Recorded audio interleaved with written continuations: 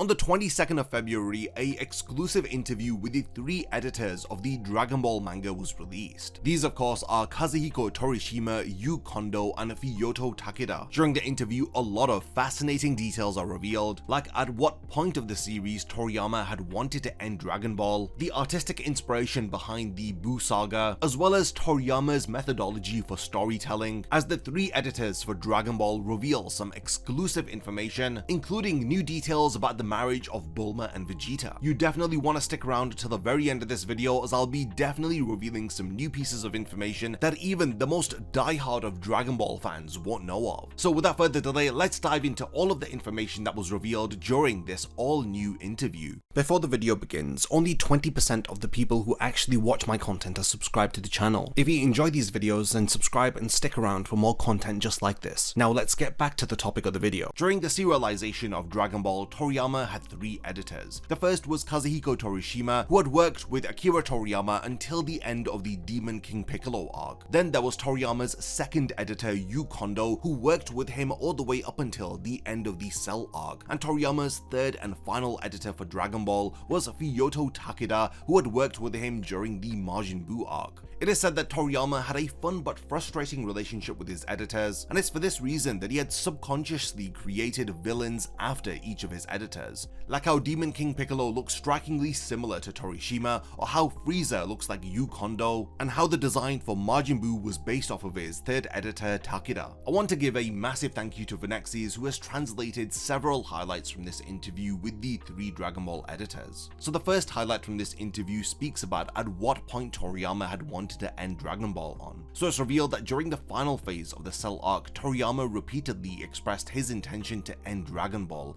with that narrative arc. Initially, those who had heard him did not fully understand his will, thinking that even if the Cell arc had wrapped up, the series would be able to continue in another way without Goku. However, strong pressure had come from the editorial team for the story to continue, thus pushing Toriyama further to create the Majin Buu arc. Despite pressure from the editorial department, his editor Takeda had always sided with the author, trying to find ways to ease Toriyama's workload and to make the continuation of Dragon Ball less burdensome. In the end, both Toriyama and Takeda insisted that the story should definitely conclude with the end of the Majin Buu arc. This was out of respect for Toriyama and his desire to bring Dragon Ball to an end. There you have it. We do know that there were several points during the serialization where Toriyama had wanted to end the series, but we now have confirmation that he had wanted to end Dragon Ball with the Cell arc. Next, we have some details about the Majin Buu arc. During the final phase of Dragon Ball, Toriyama was asked if he truly enjoyed designing new characters, to which he replied that he actually preferred creating rounder, cuter figures with a humorous touch. This reflection led to the idea of creating a villain with those characteristics, who of course ended up being Majin Buu. As the Buu arc was taking shape, Toriyama's first editor Torishima had continued to insist that the series should have ended sooner.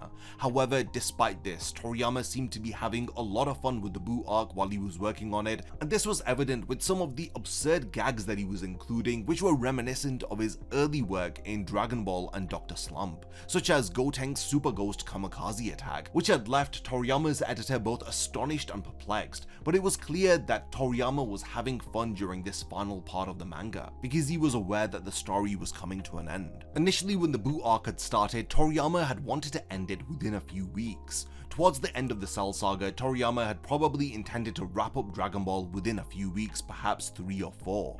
In the end, however, the series continued for another 2.5 years, and he might have thought of wrapping everything up in 6 months, but the story ended up lasting much longer than expected. Rather than convincing him to continue, the editors focused on finding ways to make the work more enjoyable for Toriyama. Their approach was more along the lines of, let's try adding something fun to this arc so we can enjoy it a bit. A key example of this was Mr. Satan, as the idea of making him a central part of the Buu arc and exaggerating his stupidity was introduced specifically to add a comedic element to the Buu arc which could lighten the overall tone. And ironically, in the end, he ended up being the individual who had saved the world when he had asked everybody to lend their energy to Goku for the Spirit Bomb. While Toriyama worked with his second editor Yu Kondo, the structure of the series was clear. A new powerful opponent would appear, leading to an epic showdown against Goku. But after he had repeated this pattern with the likes of Raditz, Vegeta, Frieza, and Cell, Toriyama seemed to grow tired of this type of storytelling.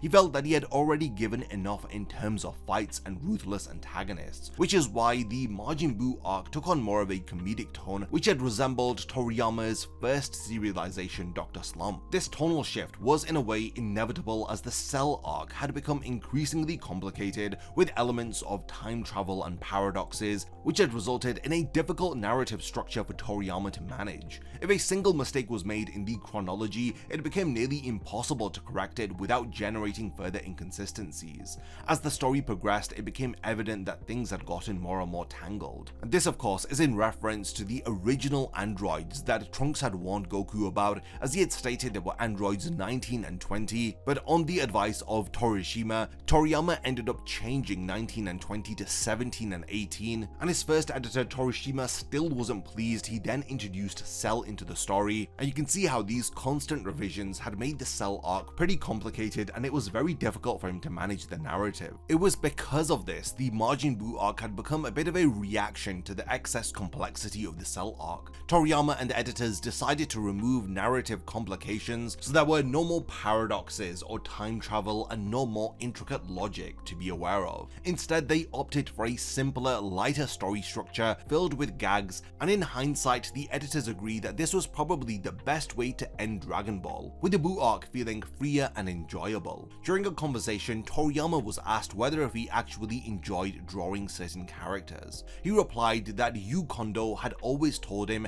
that if a character wasn't cool, it wasn't good enough. At that point, the discussions shifted to Frieza, revealing that he was actually a forced character, one that Toriyama hadn't wanted to create but was made to include in the story. However, when a story undergoes sudden changes, such as when Toriyama himself requested to move on to a new opponent because he no longer wanted to draw Frieza, it can complicate the plot structure and lead to somewhat chaotic situations. The editors agreed that Toriyama's mind had always found a way to keep the story moving forward. Often, when reorganizing the story, it may seem like certain ideas had come from Toriyama or someone else, but in reality it's just a process of simplification and adjustment, exactly as Yu Kondo had suggested. Therefore, it's important to be mindful of how certain story changes are interpreted. Widely, it's often stated that Kondo had shut down the idea of Cell, declaring that it was all worthless, but in reality, things didn't go exactly that way. It wasn't a complete rejection, but rather a critique of the character design. Initially, the first form of Cell had an appearance very similar to a large cicada-like insect,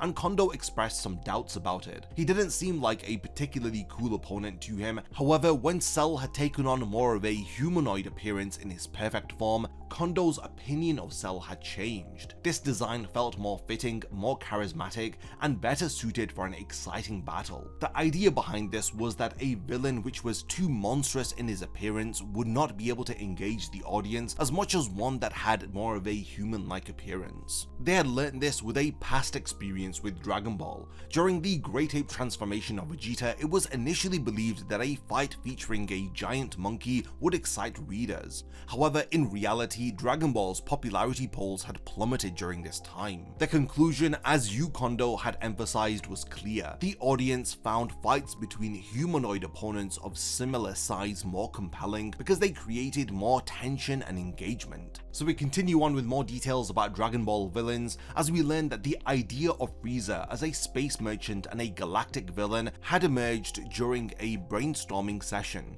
but at first there was no clearly defined character. The concept of an intergalactic evil businessman was strong and universal because it immediately established his role as a ruthless villain within the series. The editors state that clear-cut roles work the best. The good guys are good and the bad guys are bad. Toriyama was never inclined to create very complicated plots with double crosses and elaborate twists. Instead, he would drop hints without developing complex backstories for his characters.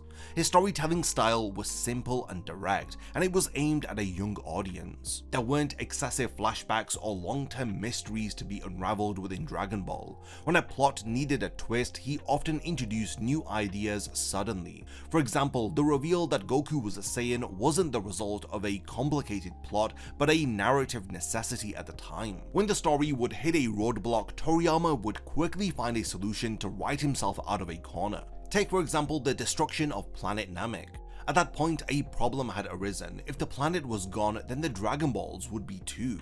But the solution had come immediately with the introduction of another Namekian who could recreate the Dragon Balls. This spontaneity defined the entire creative process of Dragon Ball. There was no long-term planning. Toriyama and the editors would decide on the general direction and then develop the story week by week. Even the idea of setting part of the story in space had emerged suddenly. If Goku was an alien, then it made sense to explore new planets. Iconic elements like Goku's tail were not originally conceived as a part of his Saiyan heritage, but they were later incorporated into it when the story required it. This spontaneous style of writing also influenced the structure of the World Martial Arts tournaments. In the usual setup, the strongest fighters would face off in the finals of the tournament, but in Dragon Ball, the decisive fight could happen in the very first round. And this often left the editors confused, as they would ask Toriyama, well, what happens after that? But Toriyama, true to his philosophy, would simply respond, if I put the most epic fight first, then I'll just come up with something else later.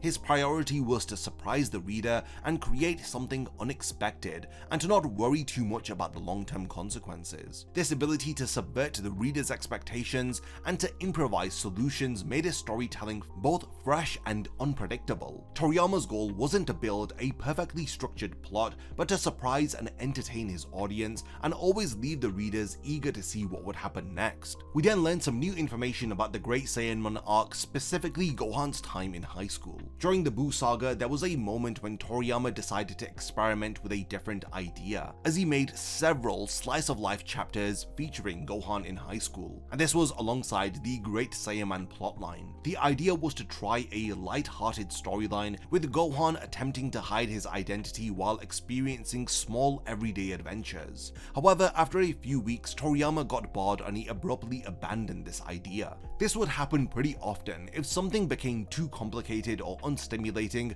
Toriyama would drop it without much hesitation.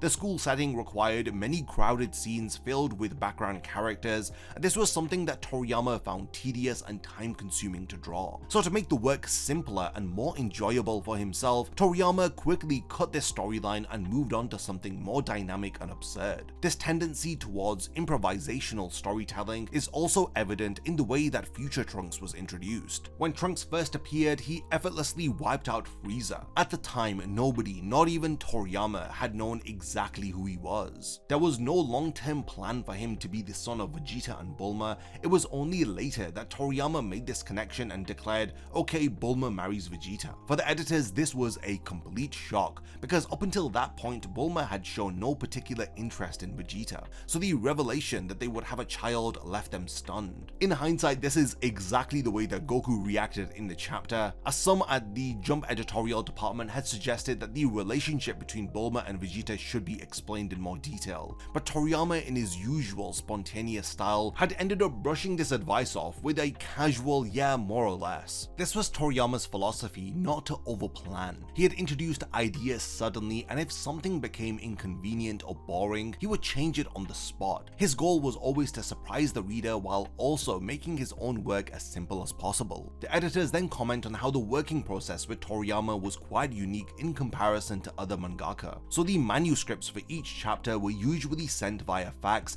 but not as simple storyboards to be corrected. Toriyama would usually send these manuscripts in a near completed form. The editors would receive them, take a look, and generally approve them without too many changes. If they asked what would happen in the next chapter, Toriyama's answer would always be the same. Who knows, we'll have to see next week. Toriyama wasn't the type to do multiple drafts or engage in lengthy discussions over revisions. Unlike other mangaka who worked closely with editors to refine and adjust the story, Toriyama trusted his own creative process. He worked independently and delivered the final product without wanting to revisit it. However, editors like Torishima and Kondo were much stricter. If something didn't work, they wouldn't hesitate to send it back to the drawing board with a firm absolutely not. Toriyama's third and final editor, Takeda, on the other hand, took a bit more of a different approach with him. Takeda knew that Toriyama wanted to end the series. His goal was to make things as easy as possible for him, avoiding excessive pressure,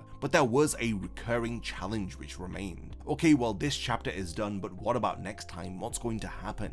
This constant level of uncertainty was the real struggle that the Dragon Ball editors had, as Toriyama's creative process had relied heavily on instinct and unpredictability.